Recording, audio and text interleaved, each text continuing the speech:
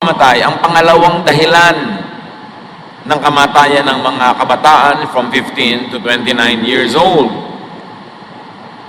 At sa Pilipinas, kumusta naman ang depression?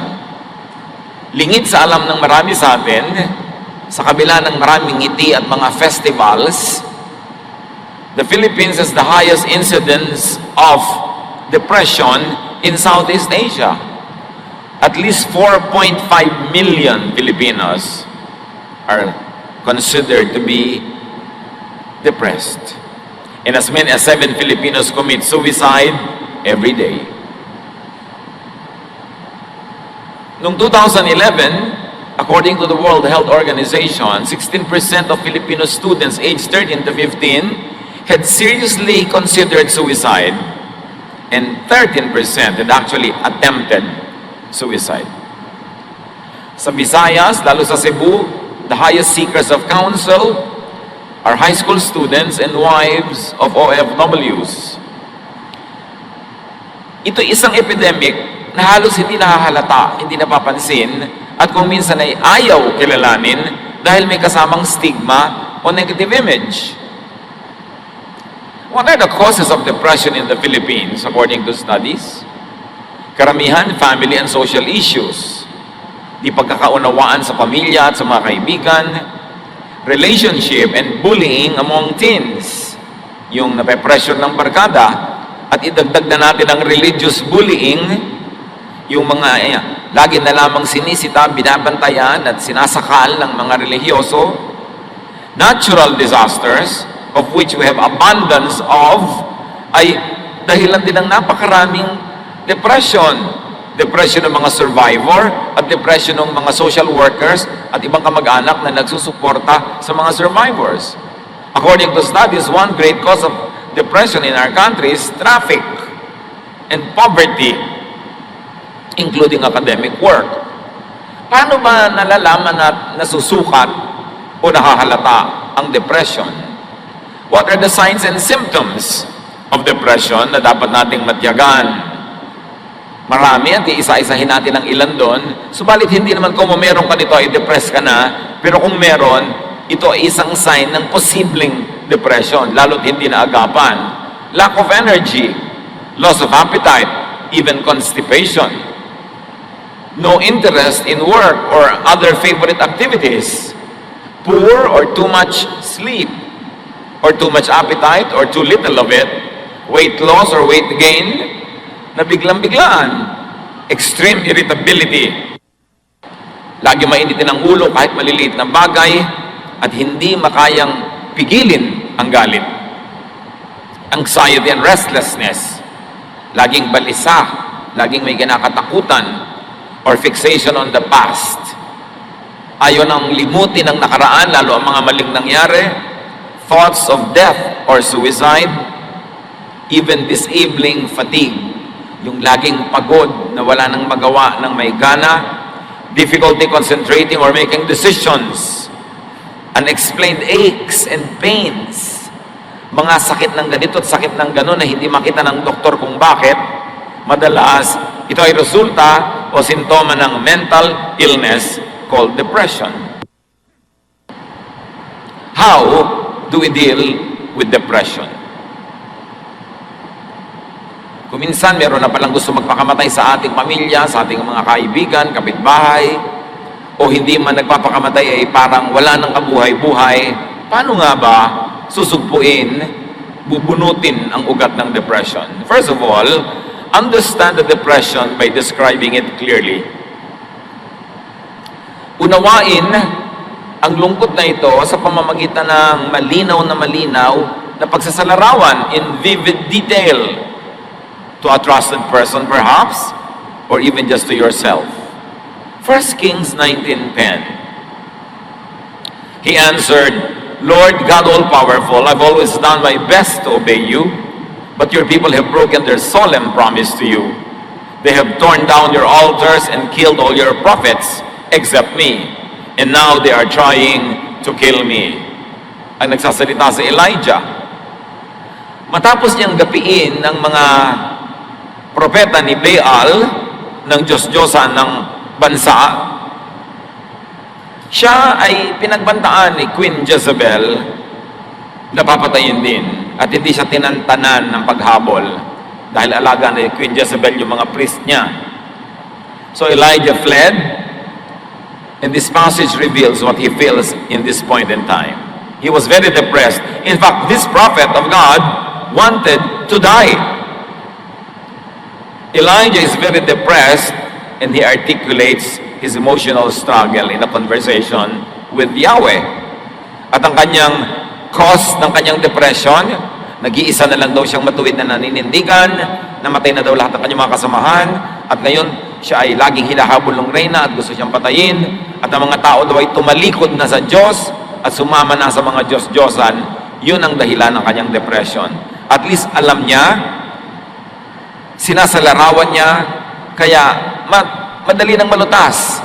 Kailangan alam mo kung bakit ka depressed.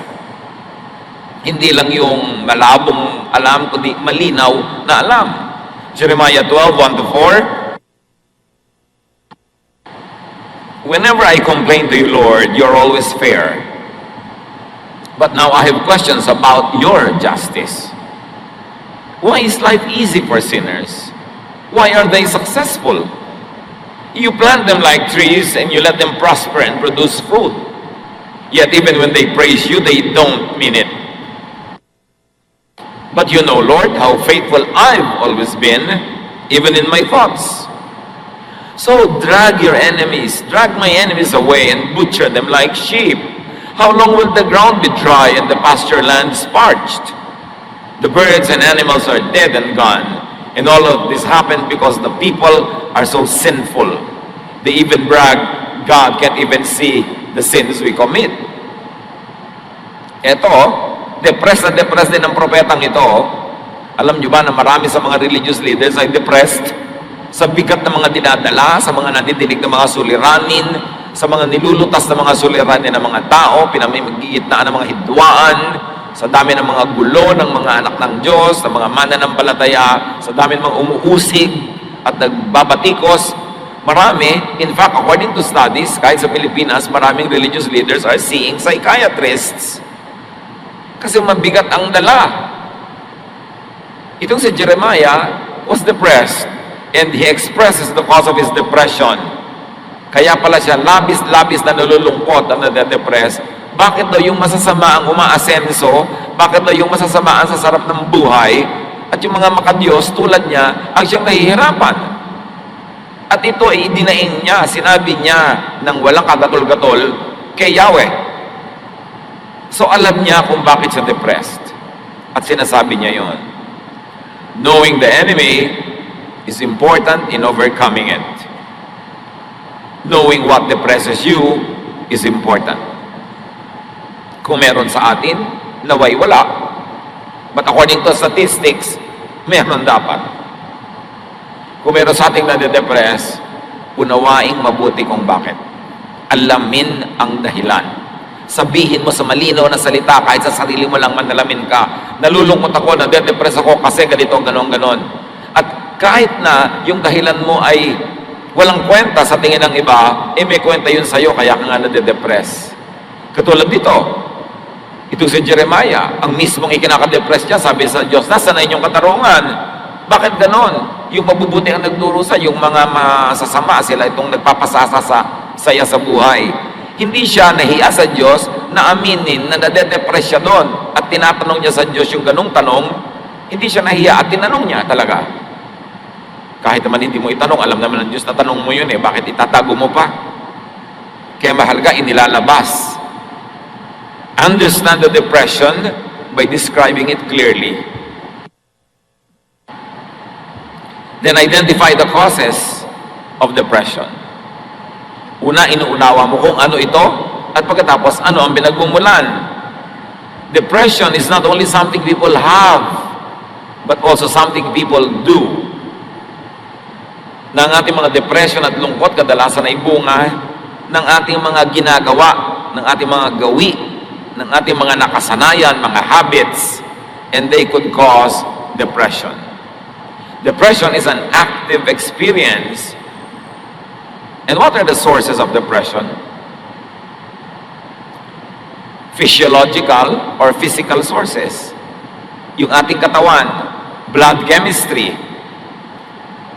mental condition, yung sitwasyon ng ating buong pangangatawan, pagkabusog o pagkagutom, pagkapagod o sobrang pahinga, o ang sobrang pag-iisip na nagpapalit ng hugis ng ating utak, lahat yan ay maaaring maging magbunga ng depression. Job 19:17-21, another very depressed man of God. My breath disgusts my wife. Everyone in my family turns away. Young children can't stand me, and when I come near, they make fun. My best friends and loved ones have turned from me. I am skin and bones, just barely alive. My friends, I beg you for pity. Alam natin na kasaysayan ni Job, dumaan sa pagsubok, naghirap, nagkasakit, nagbutot balat, nabalot ng galis, itinakwil ng kanyang mga kaibigan, mga kamag-anak, ng mga kakilala. Yun ang dahilan ng kanyang depression. At ito ay merong physical reason. May mga tao na de-depress pag nananalamin. Hindi nila gusto ang kanila nakikita. Merong nade-depress sa mga nangyayari sa kanilang katawan. Pagka may umiidad ang mga tao, kuminsan nade-depress din dahil bakit umihina na yung katawan nila, nakakaramdam ng ganito at ganyan, nakakakosya ng description. So, itong ginawa na pagdi-describe na ito ni Job was very helpful in analyzing his situation. It described the physical condition of Job, which drove him into depression. Kaya dapat nag-iingat-ingat tayo sa pagsasalita. Kumisan may babaeng o lalaking hirap na papala sa pagpapapayat. Tapos pag nakita mo pa, sabi mo, hoy taba, alika nga dito. Tatawagin mo pang gano'n, na-depress tuloy. Mamaya, nagbigti na. Dahil lang sa katabilan mo at hindi kataklesahan ng iyong bibig. May mga sinasabi tayo kumisan na nakaka-depress sa tao. Hirap na yung isang ina na kachuchutor ng anak niya para maging honor student. Tapos sabi mo, hoy, bakit 3 taon ka na sa grade 1? Manahimik ka na lang kung naobserbahan mo yung ganang mga bagay. Kasi ang salita natin ay nakakapagpalala ng matinding kalungkutan at paghihinagpis ng ating kapwa. Pag-iingatan natin yan. Another source of depression, aside from the body, is emotional or mental sources, like guilt. Kaya maraming relihiyoso, depressed, kasi walang ginawa yung religion, kundi sila ipagiltihin. Or misplaced shame. Hiyang-hiya sa mga bagay na hindi naman nakakahiya. Pero hiyang-hiya. Or fears and suppressed feelings. Marami kasi, nag-exercise sila ng social control over domineering parents, sobrang mahihigpit ng mga magulang at mapagkontrol halimbawa ng mga anak, sobrang mahihigpit at mapaghusgang mga religious groups. Pag napasali ka sa mga ganito, nasusuppress yung feeling mo. Gusto mo magsaya, hindi ka makapagsaya. Gusto mo magbihis ng ganito, hindi mo maisuot. Sikil na sikil ka. Pagka yan nagpatuloy at naipon ang naipon, nagiging depression. Legalistic and dogmatic religiosity could cause grave negative emotions. Mas marami nagsusuicide na relihiyoso kaysa yung mga tao hindi relihiyoso. Kasi sikil na sikil. Akala nila galit ang Diyos sa sumasaya, ayaw ng Diyos na natutuwa ka sa buhay, kaya lagi nilang inililihim, itinatago ang tunay nilang nadarama, ang nangyayari na de-depress. Kaya si Jesus ay nagagalit sa mga relihiyosong taong sobrang magpahirap sa mga tagasunod sa kanila. Binibigyan ng mga impossible expectations. Matthew 23:4, sabi ni Jesus, ang ganito daw ng mga religious leaders, they pile heavy burdens on people's shoulders and won't lift a finger to help. Sa 1 Samuel 18:6-11, dito ay i-describe kung paano pinuri ng mga babae sa Israel ang mga nagawa ni David sa giyera, na insecure tuloy itong si Haring Saul. David had killed Goliath, the battle was over. As the enemy went along, women came out of each Israelite town to welcome King Saul. They sang, Saul has killed 1,000 enemies. David has killed 10,000. This song made Saul very angry, and he thought, they are saying that David has killed 10 times more enemies than I ever did. Next, they will want to make him king. Saul never trusted David again. Nakita nyo, dahil sa kanta ng mga kababaihan na yon, na insecure yung king, at napahamak din si David. Meron kasi mga tao hindi nag-iingat sa sinasabi nila. Huy, bakit ang ate mo mas mataas ang grade kesa sa'yo? Nakaka-depress ka na pala. Bakit mas maganda siya kesa sa'yo?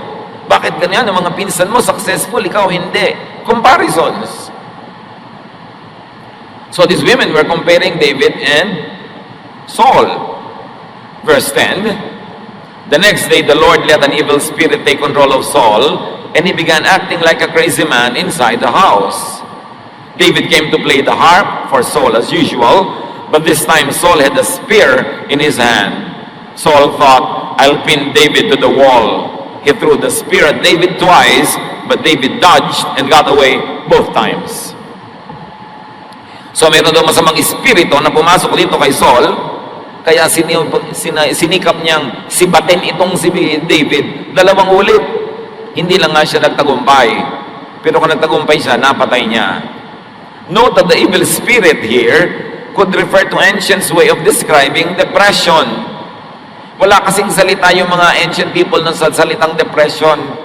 So sa kanila, pagka yung nade-depress yung tao, gumagawa ng mga bagay na ngayon ay alam natin ginagawa ng depressed people, sinasabi nila, may masamang espiritu. Hindi laging literal lang masamang espiritu. Kulang lang sila ng kaalaman sa siyensya para i-describe clinically yung nangyayari. Kasi para naman talagang tinitirhan ng demonyo, yung grabe ang depression. Kung hindi pinapatay ang sarili, pumapatay ng iba. So identify the cause or causes of depression. In Saul's case, it was envy. Envy that was encouraged, nurtured by these women who were singing songs that made the king insecure. Pero silang pananagutan doon kung bakit nagkaganon din yung hari. Another way to deal with depression is to uproot the causes of it. 1 Samuel 16, 14 to 19. The Spirit of the Lord had left Saul, and an evil spirit from the Lord was terrifying him. In other words, peaceful thoughts were not in his mind anymore, and he was filled with very troubling, depressing thoughts. It's an evil spirit from God that's frightening you, Saul's officials told him. Your Majesty, let us go and look for someone who is good at playing the harp. He can play for you whenever the evil spirit from God bothers you, and you will feel better. Dito maraming naguguluhan na nagbabasa ng Biblia, bakit ito pinapayagan ng Diyos yung evil spirito na maglabas-masok kay Saul. Terminology nga ng mga sinaunang tao for depression. So nung umalis sa kanya ang matino at tahimik na pag-iisip, syempre ang pumalit, magulo at violent na pag-iisip. At sabi ng kanyang mga tauhan, maghahanap po kami ng musikero, yung magandang tumugtog. At yung kayo ay ginugulo ng espiritong yan sa inyong utak, tutugtog siya at kayo mapapayapa. All right, Saul answered, find me someone who is good at playing the harp and bring him here. A man named Jesse who lives in Bethlehem has a son who can play the harp. One official said, he's a brave warrior, he's good looking, he can speak well, and the Lord is with him. Again, the evil spirit is thought to be the cause of the king's bad mood. The evil spirit could actually be depression. All the signs, the clinical signs are there. And the ancients thought that playing musical instruments, seeing beauty, and hearing good speech could drive away evil spirit. This demonstrates the attempt to deal with the cause of the depression. So na-identify nung mga tao ang cause of the depression. Sabi nila, evil spirit yan. Tugtugan para umalis.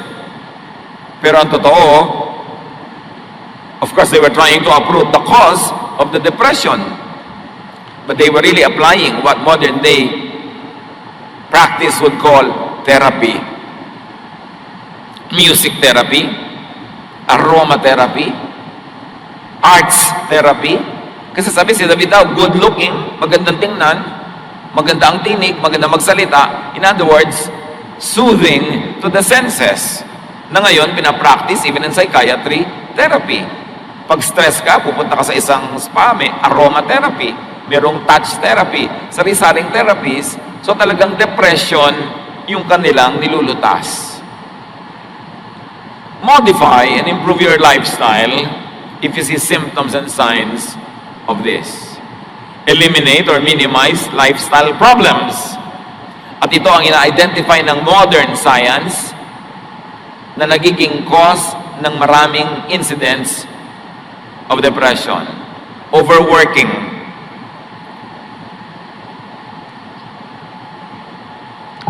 Yang walang tigil na pagtatrabaho, nakaka-depress. Hindi mo na alam, depressed ka na pala. Kaya inutos ng Diyos, kailangan may pahinga bawat linggo. Huwag kang magmimintis ng pahinga. Pag nasobrahan ka ng pagod, pwede ka ma-depress. Lack of exercise. Yung laging ayaw kumilos, laging tinatamad, laging nakatihaya, nakataob, nakatagilid, nakatiwarik. Pwede yan mga kandidatang ma-depress. Kasi dapat ikinikilos mo ang iyong katawan para mag-circulate ang iyong dugo. Procrastination. Yung lahat ng gusto mong gawin sa buhay na inuurong mo, pinapabukas-bukas, nagigilty ka rin sa kalooban mo na hindi mo nagagawa yung trabaho, nai-stress ka na marami kang unfinished work. So procrastination o pagpapaliban ng dapat gawin can also cause depression. Imbalance spirituality. Yung puro langit ang iniisip nandito pa sa lupa, hindi na nakatungtong sa lupa, sa ulap na nandun yung utak. Imbalanced. And unresolved stressors like separation from loved ones, isolation due to rejection, repression or suppression of inner feelings, guilt, fear, lahat ng yan, mga sakit ng utak. Know and solve the cause. Proverbs 12:25-26, worry is a heavy burden, but a kind word always brings cheer. You are better off to do right than to lose your way by doing wrong. So ano daw yun? Worry is a heavy burden. Pag worrier ka, tendency, madedepress ka. Walang ginagawa kundi mag-alala, mag-isip, matakot, mangamba. Pero sabi, yung mabuti, mabait, magandang salita, nakakapagpasaya. So may nagwo-worry na nga, pagpasok mo, dadagdagan mo pa. Hindi siya sumaya. Lumala ang kanyang nararamdaman. You see the ministry of words? With the words that we say, we can hurt or heal people. We can encourage or discourage. We can be a blessing or a curse. Kaya maganda, iniingatan ng salita, binibitawan yung mabuti, mabait, nakakapagpasaya, nakakapagpatibay ng loob, hindi nakakasira ng loob. And this Proverbs 12 is a warning against worrying. And it's a prescription to hear and say kind words. Not only to hear, but also to say. Pag tayo ay nagsasalita ng mababait na mga pananalita, nakakapagpagaling ng damdamin, nakakapagpasaya, nakakapagpatahimik, tayo may nakikinabang. Kasi tayo man ay natatahimik at napapayapa. Ang hindi alam ng mga mahilig manakit sa pamamagitan ng salita, ay una na nilang sinasaktan ang sarili nila bago pa man nila masaktan yung kanilang kausap. Because you keep what you give away. Ang ginagawa natin sa kapwa, tumatalbog at bumabalik sa atin. Kaya ang bawat pananakit natin, nasasaktan din tayo. Meron tayong espiritu ng Diyos na nakatira sa ating puso na pag may ginagawa tayo at sinasabing hindi maganda, ay una nang nasasaktan yung espiritong nasa ating puso. Tayo ang unang nadadawit. Tayo ang unang nasasaktan. Proverbs 23:4, be wise enough not to wear yourself out trying to get rich. Sa inyo, magpakatalino, huwag mong gasgasin ang iyong sarili sa pagpapayaman. Hindi ito warning against getting rich. It is warning against wearing yourself out trying to be rich. Hindi yung pagyaman ang minamasama dito, kundi yung pagpatay mo sa sarili mo, yumaman ka lang. Kaya kailangan, balanse pa rin. Kahit ka nagsisikap, may pahinga ka, meron kang entertainment, meron kang relaxation, at meron kang giving, meron kang charity. Balance ang buhay mo. Proverbs 23:19-21. Listen, my child, be wise and give serious thought to the way you live. Don't associate with people who drink too much wine or stuff themselves with food. Drunkards and gluttons will be reduced to poverty. If all of you do is eat and sleep, you will soon be wearing rags. Again, this is an exhortation for lifestyle change. Piliin mo yung mga kasama. Huwag kang sumama sa mga lasenggo, sa mga sobrang masisiba, mga matatakaw. Walang ginawa kundi mag-inuman, magkainan, ipaghihirap mo yan. Sabi ganun, kung tulog ka lang ng tulog, ang susunod mong isusuot at ibibihis, basahan, maghihirap ka. So it's an exhortation to change lifestyle by changing a social life, by changing friends. So eliminate and minimize lifestyle problems. Meron ito mga depression na dala-dala ng ating social life. Dala-dala ng mga uri ng tao na ating sinasamahan at inilalagay sa ating mundo. Another way to resolve depression is to resolve conflicts. Deal with troubled relationships. Kailangan pangasiwaan na mabuti ang ating mga relasyon na nalamatan, nalagot, nasira, na damage, past or present. Bawat mahal natin sa buhay, bawat nagmamahal sa atin, bawat bahagi ng ating buhay na nalalayo, nagkakasiraan tayo, may epekto sa ating emosyon, kahit aminin natin yon o hindi. Proverbs 79, you will keep your friends if you forgive them. But you will lose your friends if you keep talking about what they did wrong. So itinuturo dito, may mga kaibigan ka, may investment ka na dyan, emotional investment, time investment, sometimes financial investment din. Pagkatapos mag-aaway kayo, hindi mo papatawarin, hindi kayo magpapatawaran. Sayang naman ang lahat. Tapos magsisiraan pa kayo. Hindi pa yung pampaganda ng buhay, pampapangit. Kaya sabi, kung hindi mo papatawarin na nagkakamali sa'yo, mauubos lahat ng tao sa mundo mo. Kasi lahat magkakamali rin. Panapanahon lang. At mawawala lahat ng kaibigan mo pag ipinamamalita mo lahat ang mga mali nilang ginagawa. Ang ibig sabihin lang, magpakatino ka. Keep your friends, keep your relatives, keep people around you by forgiving them if they commit a mistake and by not talking about them again, behind their backs. Huwag mo silang gawing topic pag wala sila. Para hindi lumayo ang loob kasi malalaman at malalaman nila na pinag-uusapan nila ninyo sila at magagalit at lalayo sila sa inyo. At pag may nasisirang relasyon, na-offend ka, nasaktan, sabi ni Jesus, Matthew 18:15, if one of my followers sins against you, go and point out what was wrong, but do it in private, just between the two of you. So sabi ko nun, pag kami nagkamali sa'yo, kausapin mo ng pribado, sarilinan, kayong dalawa lang, para makapagpaliwanag siya, maintindihan mo. Kung mali siya, makahingi siya ng tawad. At kung nagkamali ka ng akala na may ginawa siyang mali, malaman mo rin mali ka. Sabi, pero huwag ka na magsangkot na ibang tao. Dadami lang ang magpapadagdag sa gulo. Kayo na lang dalawa ang mag-usap. Kung gusto mo talagang magkasundo kayo, siya ang kausapin mo. Huwag mo siyang gawing topic ng usapan pag iba ang iyong kausap. Kasi gulo ang pupuntahan ng ganong paraan. Resolve conflicts. Kung meron tayong mga nasirang mga relasyon, habang hindi natin inaayos, yun ay isang sama ng loob na nasa loob ng ating puso. Can you imagine? Sama, tapos nasaan? Nasa loob. Sino ang masisira? Di ikaw. Sama ng loob. Ito yung may sama ka ng loob sa tao, hindi mo pinagtatapat, hindi mo sinasabi, hindi siya nagkakaroon ng pagkakataong ipaliwanag ang kanyang sarili o kaya ay humingi ng tawad. Di, kim mo yung sama ng loob. Sinong sisirain nun kundi ikaw? At pagka yun ay ipinaghalo-halo mo pa yung mga iba pang mga pinag-usapan na natin na cause that depression, ikaw talaga ay made-depress. At sometimes, wala kang kamalay-malay, ano ba talaga ang tunay na dahilan? Bakit ka matamlay? Bakit ka walang sigla? Bakit ka natatakot? Bakit ka bugnutin? Yung pala, may depression. A sure way to deal with depression is to do good. Gumawa ng mabuti.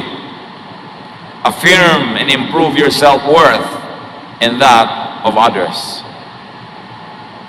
Make yourself and others feel good. Connect with positive people and feelings. Give yourself and others pleasure and satisfaction.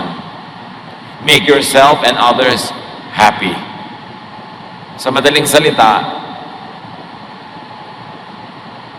iwasan o bawasan o tanggalin ang depression sa pamamagitan ng kaiga-igaya, masayang pakiramdam. Pasayahin mo ang iyong sarili, pasayahin mo ang iyong kapwa, at sa climate of happiness, you will thrive. Your emotions will heal. The best part of you will come out, and you will be a good product of God's work. Proverbs 14:22, you will earn the trust and respect of others if you work for good. If you work for evil, you are making a mistake. Yan, lagi kang gumawa ng mabuti. Yan ang tamang gawin. Pag may ginagawa kang hindi mabuti, nagkakamali ka sa landas na yung tinatahak. Kasi lahat ng itinatanim ay inaani. At lahat ng inaani, nagbubunga talaga yan. Dumadami. So magtanim ng mabuti para umani ng mabuti. Ang itinatanim nating masama, inaani din natin sa ating buhay. Magandang ministry to make yourself and others feel good, not feel bad. May mga tao, gifted sila at making people feel bad. Pinapalungkot, nilalait, minamaliit, iniinsulto, kinakawawa, sinasaktan. Hindi yun ang makadiyos na paraan ng pamumuhay at pakikipagkapwa. Sabi sa Ecclesiastes 8:15, so I think we should get as much out of life as we possibly can. There is nothing better than to enjoy our food and drink and to have a good time. Then we can make it through this troublesome life that God has given us here on earth. Sabi niya, alam niyo kung ano ang aking natanto? Dapat matanggap mo mula sa daigdig, mula sa buhay, mula sa langit, ang lahat ng pwede mong matanggap na magagandang bagay. Wala nang hihigit pa na karanasan kaysa masarapan ka sa iyong pagkain, sa iyong iniinom, at masayahan ka sa dumadating at dumaraang oras. Sabi ganon, pag masaya ka, pag nag-e-enjoy ka, malalampasan mo ang lahat ng hirap dito sa mundo. So, napakahirap ng buhay, sabi ni Solomon, maraming pagsubok, maraming sakit, pero kailangan, para ka mag-survive, may enough deposit ka of happiness in your heart. Kasi maraming mag-withdraw dyan. May mahal ka sa buhay na mamamatay, mayroong makakasakit, may mapapahamak, may mapapariwara, mayroong mabibigo, at pwede mangyari rin yun sa iyong buhay. Pwede kang malugi sa negosyo, tapuan ng sakit, madapa, masagasaan, pwede kang iwan ng pinagtitiwalaan mo, iwan ng, o kaya dayain ang iyong pinagtiwalaan. Ang daming pwedeng hampas na dumating sa buhay na ito. Kaya sabi ni Solomon, dapat marami kang inipong saya sa loob ng puso mo. Tuwing kaya mong kumuha ng saya, ilagay mo kahit maliit lang. Pwede kang magsaya, ilagay mo. Meron kang pasayahin, pasayahin mo para marami kang deposit. Dahil hindi titigil ang universe ng withdraw mula sa iyong bank of happiness. E kung ang konti-konti ng iyong inilagay, inimbak na kasiyahan sa puso mo, sa puso ng iba, ayun, pag dumating ang mga paghirap ng buhay, mga pagsubok, naglalakad sa breakwater, nagtitirintas, wala namang buhok. Nakatingin sa malayo, walang tinatanaw. Hinahanap si Kristo, magsaya ka na. Kasi pag pagdurusa time, hindi ka pwede magsaya. So dapat pag may chance, samantalahin. Do good. Pleasure is an antidepressant. Happiness is an antidepressant. Daig pa niya ng mga pills na nabibili mo pagka meron kang kasiyahan. Kaya, pipiliin mo rin yung kasama mo sa buhay, yung masaya din kasama. Hindi yung pagkasama mo, ang lungkot-lungkot yung dalawa kasi wala na siyang ginawa kundi magreklamo, umatungal, manira, mamintas, puro negative, mahahawa ka doon. Siyempre, sa mga grabing depression, seek a spiritual counselor or a specialist doctor. And that is to rule out physical causes and to conduct therapeutic counseling. Pag may nade-depress, ang unang-unang ginagawa ng trained counselor, makipag-interview at alamin kung yung kanyang depression ay chemical or physical. Bago sabihin na yun ay spiritual o emotional. Nai-eliminate. Sabi sa Proverbs 28:26, it is foolish to follow your own opinions. Be safe and follow the teachings of wiser people. So dapat magpa-counsel ka sa spiritual counselor, sa clinical counselor, para malaman kung ano ba talaga yung gumugulo sa iyong buhay. At huwag kang mahiya na magpa-counsel. Pagka nakakakita ka na ng buwan doon sa tasa, pag nakakarinig ka na ng mga umaawit sa iyong tenga na wala naman, kailangan mo ng counselor at huwag kang mahiya, huwag mong itago yan kasi you need help. Hindi mo pwedeng pagalingin ang sugat kung tatakpan mo. Kailangan mo siyang tanggalan ng takip, ibunyag, ihayag, langgasin kahit mahapdi, linisin para gumaling. Pero yung tatakpan, mabubulok sa loob. Kaya kung tayo nade-depress, dapat nating sabihin sa isang napagkakatiwalaan o sa isang spiritual or clinical counselor para tayo matulungan kung hindi na natin kayang tulungan ang ating sarili. People who want to stop taking medication must first consult their doctor.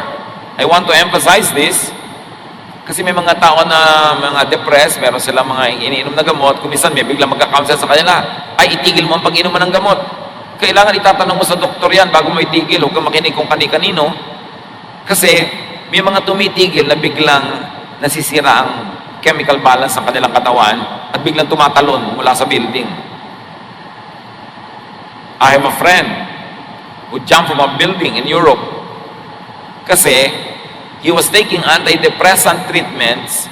In-advise siya bigla ng kanyang weight consultant, yung nagpapapayat sa kanya, na itigil ang mga ganito, itigil ang mga ganon, itinigil naman niya. Yung pala, naggrabe na ang depression na nangyari doon sa tao at tumalon sa building. One of the finest persons I know on earth jumped off a building and died because of improper medical advice. Lalong-lalo yung mga pagtitigil ng gamot o pag-inom nito, kailangan professionals ang tinatanong natin tungkol dyan. Meanwhile, most treatments in the Philippines of psychiatric or depression issues are medical and chemical instead of kind words. Di ba sinabi na sa Bible? Kind words. Kind words can heal. Correct words, encouraging words, faith, belief in God, fellowship with fellow believers, nakakagaling yan. Pero madalas, sa mga professional sa Pilipinas, resetahan ka na lang ng gamot. Binibili mo, may instant relief. Meron ka talaga napapala agad. Pero ang tunay na nagtatagal, yung kind words. Yung pagbuo muli ng kalooban na nasira, na nabasag, na nahati, na nawasak. Kasi temporary lang yung relief na nanggagaling sa chemicals o mga gamot. Napakadali naman, uminom ka nito para ka makatulog, para hindi nakita problema. Pero yun lang ba talaga ang paggagamot, lalong-lalo sa mga may sakit sa pag-iisip? What are the ways to overcome depression? One, of course, is biologically based intervention. Yung pinag-uusapan natin, paggagamot, medicine. This involves prescription of antidepressant drugs. May instant relief under proper medical advice. But another way is the interpersonally based intervention, which was the ministry of Jesus. Hindi lang binabago ang chemistry ng iyong blood through medicine o food, binabago ang takbo ng iyong isip, which is actually more important and more powerful. Listen and talk to change negative ways of thinking. Pag negative kayo mag-isip, negative ang buhay, nakakatakot ang buhay, walang kwentang mabuhay, gusto ko nang mamatay, gusto kong pumatay, gusto ko siyang sirain, gusto kong manggiba ng mga tao. Pag gano'n ka na mag-isip, kailangan mo ng makakausap na matino. Better kung professionally trained. Best kung clinically trained na spiritually developed pa. Tulad ni Pastor Gami, ang ating main counselor sa ating pamilyang day by day. He's not only a pastor, he's not only educated in the Bible, he also has clinical education in counseling. So nababalansin niya yung kanyang counsel. Napakahalaga, but you've got to talk to someone and you've got to listen to someone. This is considered the more effective and longer lasting treatment. Kailangang ilabas mo ang iyong niloloo, ihinga sa mga pagkakatiwalaan. Huwag sa chismosa dahil bukas alam na ng buong barangay. Pinipili mo dahil lalo ka madedepress ngayon, dali ay yung pagbibigti. Pag chismosa ang napagsabihan mo. Kaya kailangan pinipili mo yan. Pero kailangan, mga kapatid, makinig. Kung madilim na ang takbo ng ating isip, pinagditimla na tayo ng paningin, pangit na ang tingin natin sa buhay, wala na tayong pag-asa, puro negative, kailangan baguhin ang pag-iisip. Romans 12:2, be transformed by the renewing of your mind. Kailangan baguhin mo ang iyong ginagawa sa pamamagitan ng babaguhin mo sa iyong pag-iisip. Sa pag-iisip nagsisimula yan, at ang pinamumugaran ng dyablo ay ang ating utak. Lalo naman na yun ang dapat tahanan ng Espiritu ng Diyos, ang ating isip. Eliminate, minimize negative emotions. Pinag-usapan na natin ang maraming pinagmumulan yan. Identify what causes you to be afraid, to be negative, what causes you to think of bad things, to do bad things, and to say bad things. Dapat bunutin, tanggalin sa buhay. And very importantly, rest. Magpahinga. Madalas, nade-depress tayo, gutom lang o pagod lang. Mahalagang nagpapahinga ang tao and let people rest. Pagpahingahin natin ang mga tao. Gusto nilang magsaya para mabalanse ang mga lungkot nila, payagan natin, bigyan natin ng oras, bigyan natin ng lugar, bigyan natin ng pagkakataon. And stop judging, rejecting, and isolating people and yourself emotionally and spiritually. Huwag kayong magtampo ng magtampo, tapos mag-iisa, lalayo sa iba, magmumukmok. Pag nag-iisa ka, madali kang tuksohin ng dyablo. Pag wala kang ibang kausap na matino, dyablo lang ang kakausap sa'yo, anong lalaman sa utak mo? At napaka-importante, pagpahingahin natin ang mga tao. Pagod na yung asawa mo, hayaan mo muna magpahinga bago mo bungangaan. Dahil baka mamaya, ibuhos na niya sa'yo yung kumukulong sabaw. Dahil pinagdimlan na ng paningin. Kailangan yung anak mo nagkakanta bagsak-bagsak na sa school, bigyan mo muna siya ng pahinga from nagging. Huwag mo na siyang pilitin maging valedictorian. Pagpahingahin natin ang mga tao sa walang katapusan nating expectations, mga standards na inilalagay natin na hindi nila maabot-abot, yung paghahabol natin sa perfection, sa perfect relationship, sa perfect asawa, sa perfect anak, perfect magulang, nakakapagod yon sa kanila. Kumisan tayo ang nagtutulak sa mga tao para sila mabaliw, para masiraan ng bait. Kailangan ang binibigay natin sa tao, lalo sa mga mahal natin sa buhay, pahinga, hindi stress. Natural, nagbibigay tayo ng stress sa isa't isa. Ganun naman talaga ang tunay na sins. Yan lang naman ang tinuturo ni Jesus. Pag-ibig. Mahalin mo yung nagkakamali, patawarin mo siya. Mamahalin ka rin niya, papatawarin ka rin niya. Tahimik ang mundo. Pero subukan mo huwag magpatawad, hindi ka rin papatawarin. Hindi walang katapusang gera yan. Subukan mo magalit, magagalit din siya. Hindi walang katapusang stress. Is this the way you want to live? Dapat nababago ang ating pag-iisip, ang ating lifestyle, ang buhay natin araw-araw dahil kay Jesus. Dahil sa pag-ibig niya, hindi tayo dapat lagi natatakot. At ang mga anak natin hindi natatakot na i-reject natin dahil alam nilang mahal natin sila. Ang mga kapamilya natin hindi natatakot na itatakwil natin dahil alam nilang kahit anong mangyari, mahal natin sila. 1 John 4:18, there is no fear in love. But perfect love drives out fear because fear has to do with punishment. The one who fears is not made perfect in love. Pagka daw may takot, nabubuhay sa takot, na-stress, nade-depress, nagkulang ang mga tao sa paligid niya ng pagmamahal, ng pag-unawa, ng pag-abot sa kanya. Dahil kung siya ay nananalig at alam niyang mahal siya, hindi siya matatakot. At yan ang lagi sinasabi ni Jesus, do not fear. Do not fear. Why? Because I love you. Because God loves you. So why will you be afraid? Huwag nating gawing ministry na manakot at magparusa. Mga kapatid, listen, magparusa. Marami sa atin mahilig magparusa.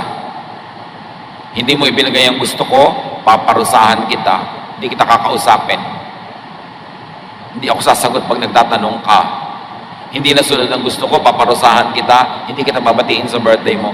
Tanggalin natin mga kapatid yung hilig magparusa. Kung meron mang dapat magparusa at may karapatan, Diyos lamang. Pero nagmamahal nga siya, hindi nga siya nagpaparusa, nagpapatawad nga. Tapos tayo pa ang magpaparusa. Sino ang sa ngayon ay pinarurusahan nyo? Maaari nagkamali sa inyo, isang masungit na tiyan nung araw, ngayon may matanda na, pinaparusahan nyo ngayon, hindi nyo pinapansin. Mahilig tayo magparusa. Sabi ni Lord, vengeance is mine, I will repay. Huwag tayong mahilig magparusa kasi pag may pinaparusahan tayo, nagdurusa din tayo, di man natin aminin. Whenever we cause heartache in someone's life, we are hurt as well. So have more of God. Enjoy God. And let people enjoy God. Psalm 42 says, as a deer gets thirsty for streams of water, I truly am thirsty for you, my God. In my heart, I am thirsty for you, the living God. Sabi nung kanta, as the deer panted for the water, habang yung usa ay tumatakbo ng habol-habol ang hininga, sabik na sabik, makainom, pants for water, so my soul longs after you. Kung ang ating hahanapin ay Diyos, sa Kanya natin hahanapin ang ating ligaya, ang ating saya, ang ating kapayapaan, at Diyos ang ipapakilala din natin sa kapwa, at pagiging maka-Diyos ang paraan ng ating pakikipagkapwa, mawawala o mababawasan ng sobra-sobra yung depression na yan.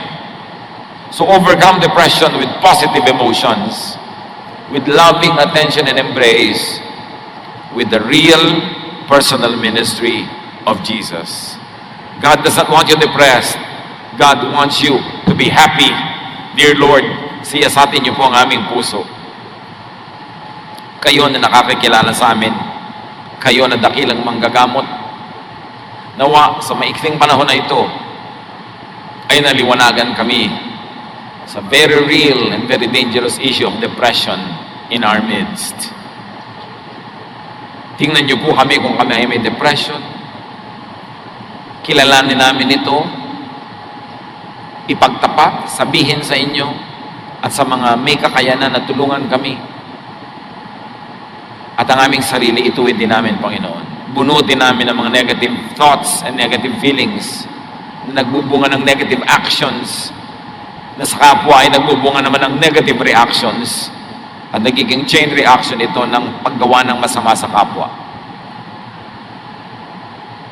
Papagliwanagan niyo ang aming isip. At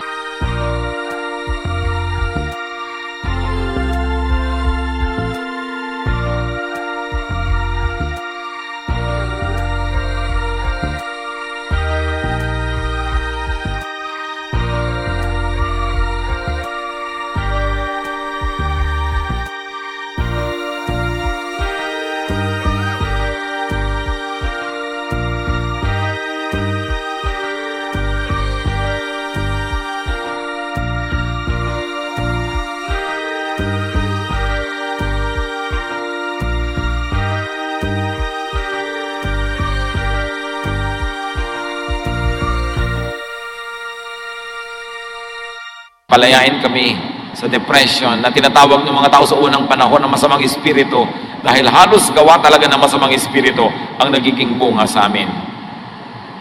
Kung meron sa aming kalagitnaan, Panginoon, na may mga depression, malalalim na mga lungkot, feelings of despair, kawalan ng pag-asa, hipuin niyo po ang aming mga puso.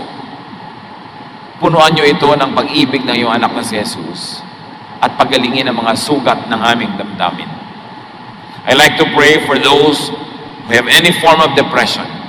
Meron tayong mga lungkot na malalim, matagal, at nagpapahirap sa ating kalooban, nagpapasikip sa ating dibdib, nagbibigay ng mga takot. I'd like you to stand, we will pray, and we will ask the Lord, Jesus Christ, our healer, to heal our depression. Yes, Lord, your people are standing up before you because we recognize that you are our healer. You are our counselor. You are our therapist. At nais naming unahin ay ilapit sa inyo ang tunay na nilalaman na aming puso, ang tunay naming niloloob sa mga depression, mga lungkot, mga fears, feeling of hopelessness, feeling of tiredness, emotionally and spiritually. Narito, Panginoon, yung mga anak. Sino pang nais